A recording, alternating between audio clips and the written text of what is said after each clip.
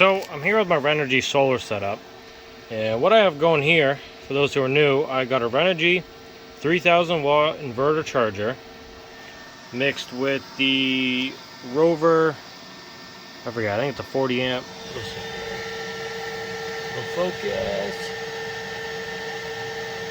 Oh, see you there for a second. Anyway, it's a 40 amp system with the 4 panels, and I've recently upgraded to this Renogy Deep Cycle. I say that with air quotes because I think this battery is worse than my lead acids. See, the setup I had before was 3 Deep Cycle lead acid batteries that were equivalent to 100 amp hours apiece. But then a viewer said in a comment that with lead acid you have to cut that in half. So really, according to him, it's 150 usable amp hours. And 2 of those batteries are pretty much toast. One was getting there, and because they weren't having a very good life. But this one hasn't done me any better, where this battery on a full charge, like I just turned this thing on, and the only thing that's running inside is a fridge. And as you can see, it's pulling only 200, oh, that's VA, there we go, get some watts. 214, 216, whatever. That's for the fridge to start up. Once it settles, it's only pulling 60, 62-ish, and this battery will die within, within like 8 hours, let's say. Because yesterday it was running for about 4.5, and I was down to 44%,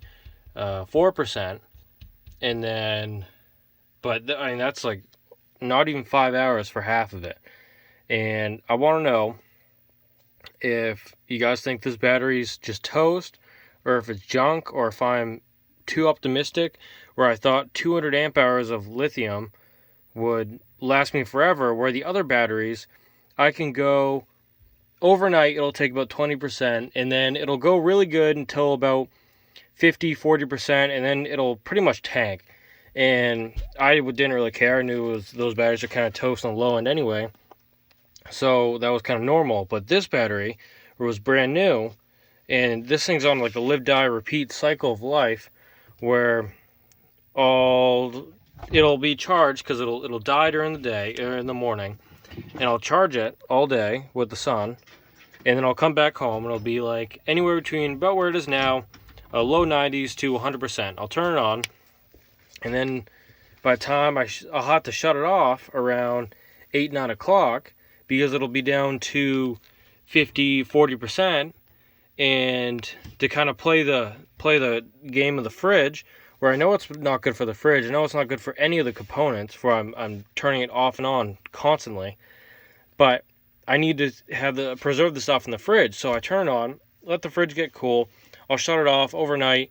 It's a new fridge, and it holds temperature relatively okay, but I know this can't be dead forever, and I know the stuff in the fridge can't go, 2 days without battery. But so I do that, where I'll let it go for a few hours, and I'll shut it off at night. So in the morning, I'll kick it on at like 5 when I leave, and then hopefully in my mind, hopefully that cools down the fridge enough, or it'll save the stuff inside for another day. And then when I get back, it would have died somewhere between 5 o'clock and, let's say, 8, when it actually starts picking up voltage for the way I have the solar run. And if you want to be super conservative, you can say 8:39. So between 5 and 9, the battery's gone down 50% or so, and it's just on a live, die, repeat cycle, and I have to redo it when I come back home. I got home today a little late. It was like 5:30-ish when I kicked this thing on, and then I'm gonna have to shut this thing off again at like 9 o'clock tonight or 8 o'clock tonight, and then do it all again tomorrow. So I want to know if I got a dud, or if when I first got this battery, it was in one of our weekends of gray, and we just had one where it rained like 3 inches, and this thing was working kind of hard. I had this thing charging.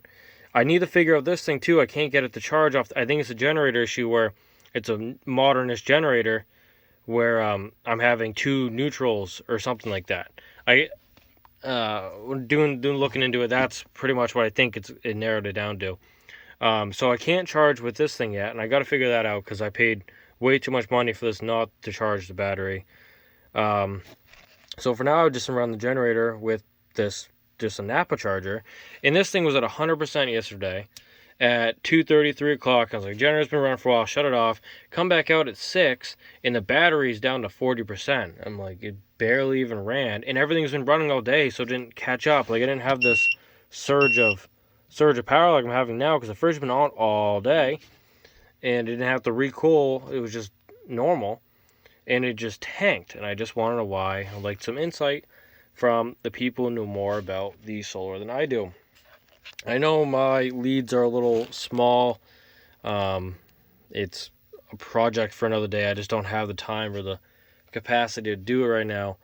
But yes, I know those are pretty small in terms of gauge wise.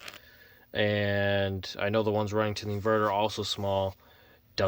Will that affect it? I feel like it doesn't, but I'm also not don't know much about this whole power dealio in general.